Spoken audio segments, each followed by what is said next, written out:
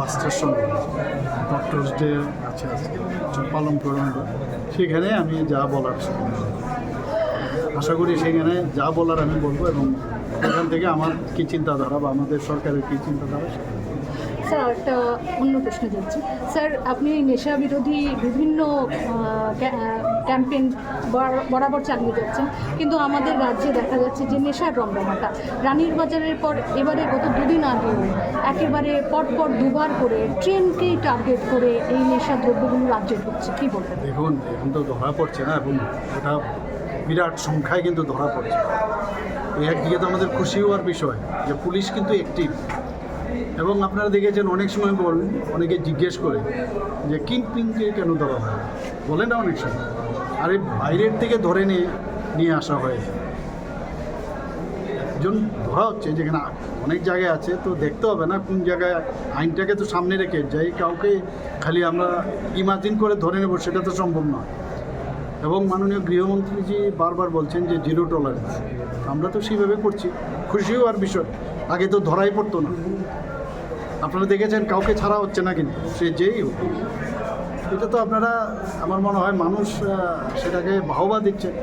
কিন্তু বিরোধীরা কি বলছেন, এখানে মানে নেশার ডুবে গেছে, এখানে সাগরে পরিণত হয়েছে। আপনাদের সময় তো এগুলো ধরা পড়তো না, এবং আমরা এখন ধরছি এগুলো, এবং বেশ ভালো পরিমাণে কয়েক কোটি টাকার যে সামগ্রী সেগুলো ধরা পড়ছে এখন।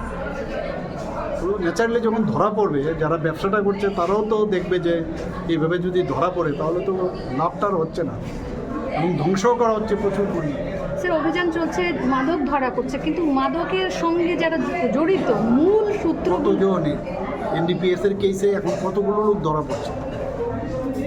মূল ধরতেই তো হবে না, বললাম না, সেই দিল্লির থেকে এবং হিন্দি বলয়ের এরিয়ার থেকেও ধরে নিয়ে আসা হয়েছে, জেলের ভিতর আছে। এগুলো তো হচ্ছে, এবং অনেকে এর সাথে যুক্ত রয়েছে, কিন্তু যতক্ষণ ধরে প্রমাণ না থাকবে, এবং আমরা তো পুলিশকে ফ্রি হ্যান্ড দিয়ে রেখেছি যে কাউকে যেন না ছাড়া হয়, এবং কোনো ইন্টারফেয়ারেন্সও আমরা করি না।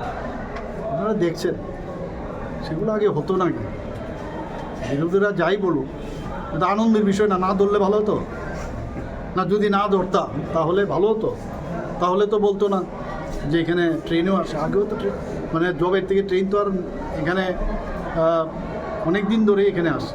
আমাদের সরকার আসার পর আপনি দেখুন কীভাবে এখন আগের থেকে এখন অনেক বেশি হচ্ছে। এটা বুঝতে হবে যে আমাদের যে নীতি এবং নিয়ম সেটা আমাদের প্রপার রয়েছে। স্যার, বেশ কিছু জায়গায় আপনাদের মন্ত্রিসভার সদস্য বলছেন যে রাজ্যের নেশা সামগ্রী আটকানোর জন্য চুয়াই বাড়িতে একটা বিগ স্ক্যানার মতো, ওই কাজটা কবে নাগাদ সম্পূর্ণ হবে এবং কত কোটি টাকা দিয়ে এই কাজটা করা হবে? একটা দারুণ, মানে এই বিষয়টা আমরা, কারণ এখন বলা হয়েছে কোনো গেট, মানে আন্তঃরাজ্যের সীমানায় কোনো রকম গেট যাতে না হয়, মানে is of going, is of doing business, যেটা গাড়ি আটকিয়ে রাখা, চেক করা।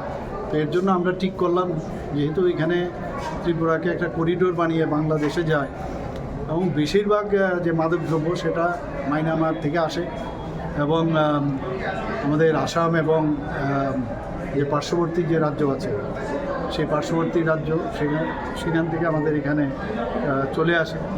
তো যে কারণে আমরা ঠিক করেছি যে স্ক্যানার মেশিন যদি কেনা যায় তাহলে আগের থেকে ধরা পড়বে এখানে মাদকদ্রব্য আছে কিনা।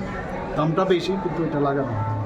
স্যার, গত পরশুদিন আপনি যদিও রাজ্যে ছিলেন না, জিরাম নিয়ে যে প্রোগ্রামটা হলো, বিরোধীরা সবসময় বলতো যে যখন এমজিএন রেগা ছিল যে মজুরি নিয়ে কখনো বাড়াবে না, এই ধরনের একটা বলেছে তো দীর্ঘদিন যাবৎ।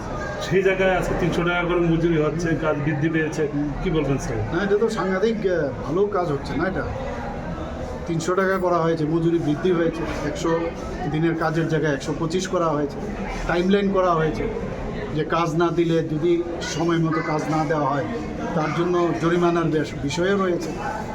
এগুলো তো মাননীয় প্রধানমন্ত্রীজি অনেক চিন্তা ভাবনা করেই এগুলো কাজ করছে, এবং এতে করে গ্রামীণ এলাকা যে ডেভেলপমেন্ট, এখানে আর্থসামাজিক উন্নয়ন যেভাবে হচ্ছে এখন সব মানুষ জানেই, এবং এটা মানুষের জন্যই কাজ হচ্ছে।